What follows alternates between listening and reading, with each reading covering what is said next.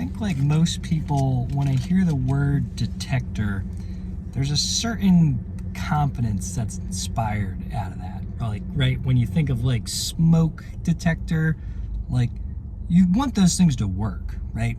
You know, people's lives kind of depend on it, right? Metal detector, you know, like you're hunting for gold in the sand or something like that. Like when a metal detector hits metal, it's gonna ding, and it's not gonna ding unless it hits metal. Like just scientifically proven. You know, there's a lot of other examples of that. You know, lie detector, that's a little more iffy.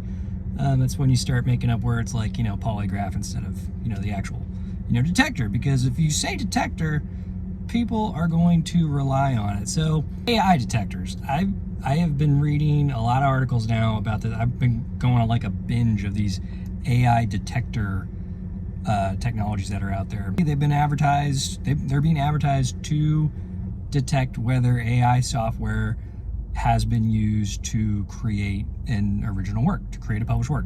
So whether that's an essay or an article or a blog or some kind of copy, you know, or a novel, anything. You know, it could be short form or long form, doesn't matter. With the technologies that are out there now, you know, like OpenAI, ChatGPT, you know, Bing has their own, I think Copilot, I think is what it's called.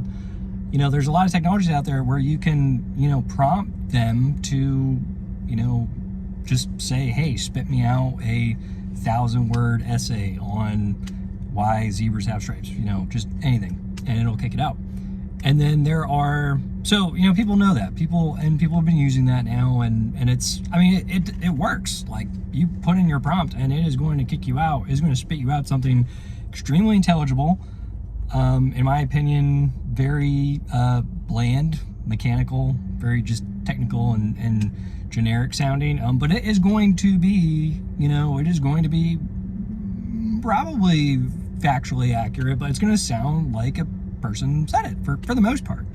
For the most part, you know, it's going to, in my opinion, again, it's going to probably lack, you know, any kind of character or, you know, spice. And so, you know, people in academic and professional settings sort of have, you know, their ears to the ground right now on, like, teachers and business people, on whether or not, you know, the written products they're receiving from either their students or, you know, their people that they're hiring out to give them a product is written with AI, and rightfully so. I mean, like, now we all kind of have to be a little suspicious of, you know, these products that are coming to us that could be written by AI. So of course a whole industry now has been stood up to detect, you know, if whether or not AI has been used in a published work. And it is iffy. The results are iffy. I mean, these companies themselves, I'm not going to say the names of the company, but there's a few of them that have been interviewed because people who have used their software to detect if AI was used in a published work have alleged that the person who submitted that to them used AI because they ran an AI detector that detected that an AI, you know, pattern was detected, and they concluded that it was written by AI. And they've told them, like, hey, you know, nope, I didn't do that. You can look at my Word doc, look at my Google doc. It has, you know, history, timestamps of when it was updated. Sometimes these people, and according to one article that I've read, these people have taken that and even said, nope, still, you're fired, you know, and they fired their employees or a employee because of that.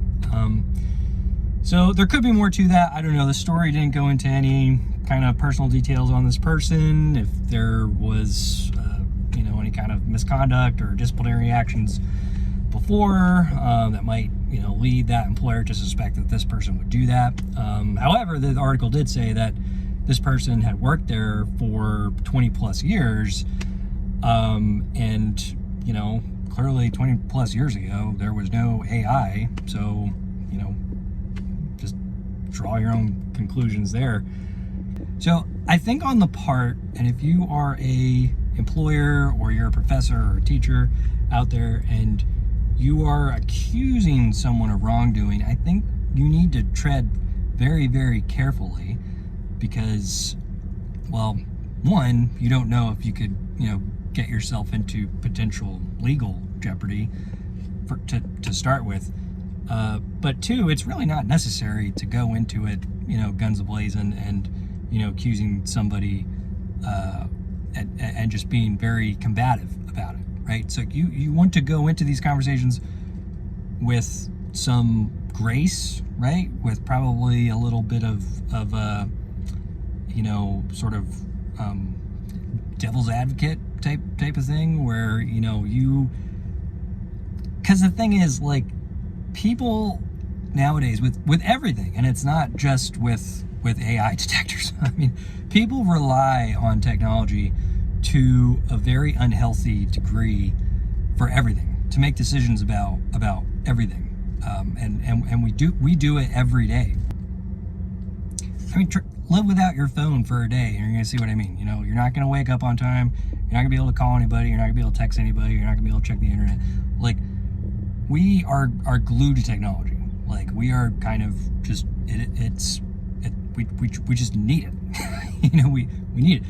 So we somehow think that is in every aspect a sort of like observable quantifier that it is accurate 100% of the time, and we need no other devices, including our own objectivity and analysis, to tell us otherwise. It doesn't matter because something told us, some program told us that it detects AI, when really these AI companies, these AI detector companies, they have a lot of caveats in their instructions on how you should interpret their results. And so if you are an educator or an employer, you need to look in depth in the AI detector software that you're using, and make sure that you understand it, and make sure that, again, you're not going into this conversation with your student or your employee guns blazing, because there's a really good chance that they did not use AI detection software. Number two, the other side of the coin. You are accused, you are the student, you are the employee who's been accused of this. Same thing. Don't go in guns blazing. Don't get all defensive, right? You didn't do it, okay? And you need to educate that person through any means possible to tell them that, and say, hey, look at my history on my Google Docs or my Word doc, and tell them that, and educate them on that. Educate them that this is, they may not be aware of these types of word processing programs that people use. I don't know. Maybe they're not. And you also need to educate them on the other side too, that these AI detection softwares are not foolproof, that they can make mistakes. Perhaps they can give you a little quiz or something like that to test you on the material, or something like that. And do be aware too that more technical fields, this occurs more predominantly in those technical fields, because that there's really only so many ways you can describe cellular division and DNA and stuff like that. There's only so much technical lingo you can use to describe those things, whereas for works of fiction, or just describing a generality, that's probably something that's not going to get you kind of nippy in the bud so much as those technical fields.